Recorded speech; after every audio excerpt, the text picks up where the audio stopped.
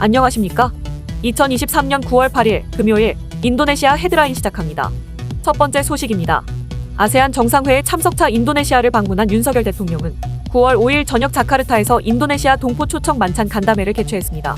이날 간담회에는 승은호 코린도그룹 회장, 박재한 인도네시아 한인 회장을 비롯한 현재 한인 동포와 기업인 등 180여 명이 참석했습니다. 윤 대통령은 간담회에서 인도네시아의 모범적인 공동체로 자리매김한 2만 5천여 동포 여러분이 정말 자랑스럽다며 해외 외교 순방 일정 중에 현지에서 오랫동안 뿌리를 내리고 살아오신 우리 동포 여러분, 그리고 현지에 진출해서 다양한 경제 사회 활동을 하고 계시는 우리 재외국민 여러분, 이렇게 만나는 시간이 제게는 가장 소중하고 중요한 시간이라고 말문을 열었습니다.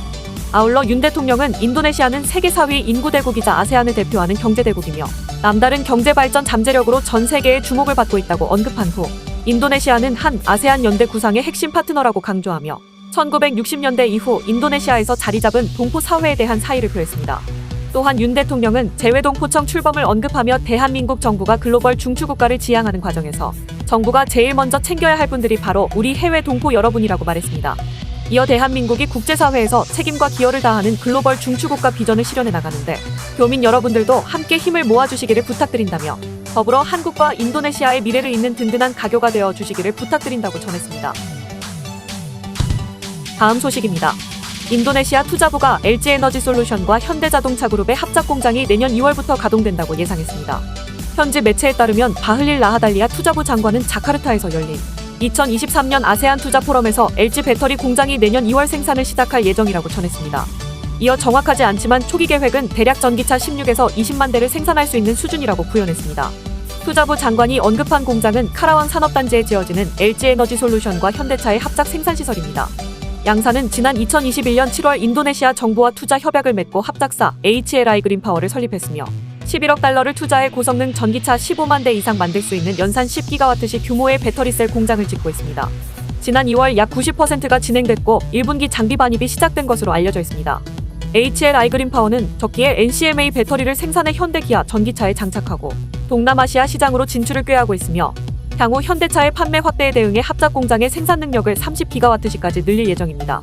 한편 LG에너지솔루션은 인도네시아 공장 생산 일정에 대해 구체적인 시기는 확인할 수 없으나 내년 상반기 생산할 계획이라고 밝혔습니다. 다음 소식입니다. 인도네시아 정부가 외국인 투자 유치를 위해 골든 비자 제도를 도입했습니다.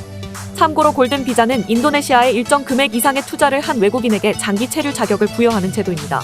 인도네시아 법무인권부는 9월 4일 골든 비자 제도를 시행한다고 밝혔습니다.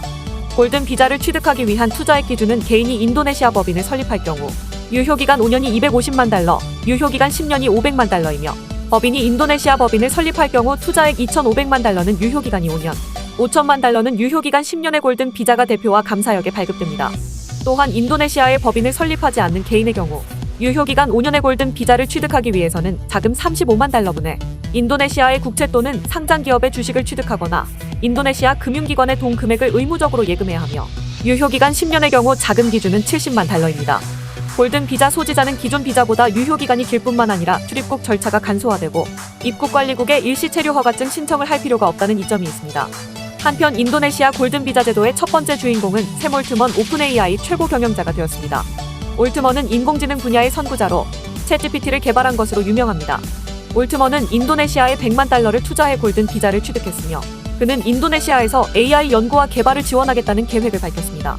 인도네시아 정부는 골든 비자 제도를 통해 외국인 투자를 유치하고 경제 성장을 촉진하겠다는 목표입니다.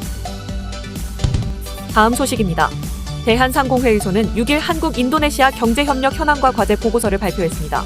보고서에 따르면 한국과 인도네시아의 교역액은 1973년 수교 당시 1억 8,500만 달러에서 지난해 260억 달러로 140배 수준으로 증가했으며 지난해 한국의 인도네시아 투자액은 17억 8,700만 달러로 2013년과 비교하면 2.9배 수준으로 늘어났습니다. 보고서는 전 세계 니켈 매장량 1위인 인도네시아를 글로벌 공급망의 전략기지로 활용할 필요가 있다고 분석했습니다. 특히 전기차용 배터리의 핵심 원재료인 니켈 채굴 및 가공뿐 아니라 배터리셀 제조까지 모든 공정을 구축해 공급망 안정성을 확보할 필요가 있다고 지적했습니다. 또한 원자재와 중간재 공급, 배터리 재활용, 충전 인프라 조성, 정비 인력 양성 등 전기차 배터리 등 첨단 산업 생태계 조성을 위해 양국이 협력해야 한다고 강조했습니다. 아울러 인도네시아 신수도 건설과 관련한 인프라 구축, 스마트 시티 건설, 신재생 에너지 분야에서도 협력을 강화할 필요가 있다고 보고서는 덧붙였습니다. 박준 대한상공회의소 아주통상팀장은 인도네시아는 세계 4위 인구 대국으로 한국의 13번째 교역대상국이라며 수교 50주년이자 포괄적 경제동반자 협정이 발효된 올해를 기점으로 협력을 확대해 나가길 기대한다고 말했습니다. 다음 소식입니다. 현대자동차가 인도네시아에서 자동차 산업의 전동화 트렌드를 주도하며 전기차 선도 업체로 자리매김하고 있습니다. 현대차는 인도네시아에 진출한 자동차 업체 중 처음으로 전기차를 현지 생산 및 판매 체계를 갖추고 출시 1년 만에 전기차 1위 업체에 올랐습니다. 현대차는 아세안 권역 내 첫 번째 완성차 생산 거점인 인도네시아를 발판으로 아세안 시장 공략에 나서 현지 선도 브랜드로 도약한다는 방침입니다.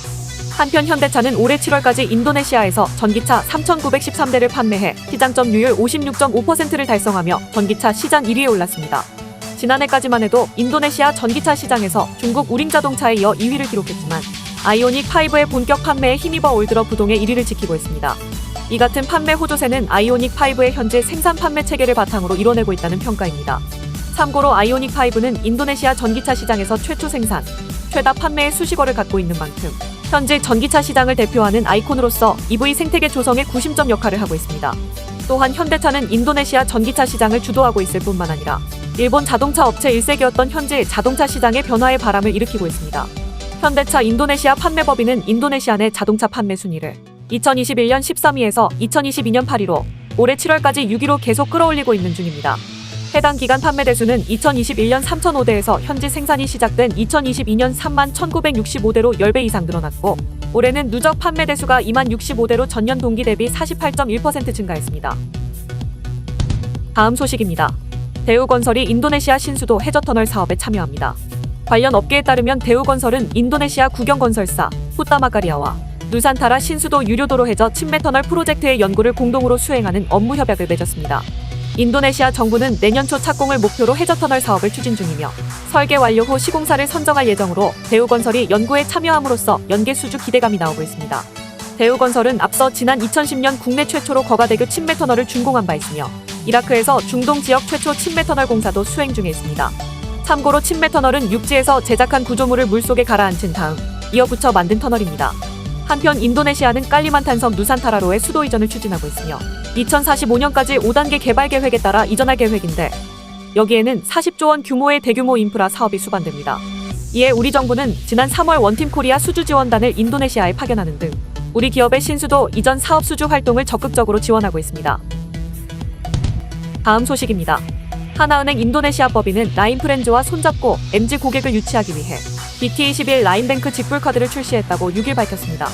이는 BT21 캐릭터의 디자인으로 제작된 직불카드로 MZ세대를 위한 다양한 혜택이 포함되며 해당 카드는 하나은행과 네이버 라인이 설립한 디지털은행 플랫폼 라인뱅크 바이 하나은행에서 발급합니다. 참고로 라인뱅크는 지난 2021년 6월 인도네시아에서 공식 출범했습니다.